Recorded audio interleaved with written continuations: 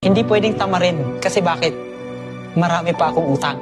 Hindi pwedeng tamarin kasi bakit? Mahirap pa kami. Hindi pwedeng tamarin kasi bakit? Hindi ko pa nakukuha yung pangarap ko.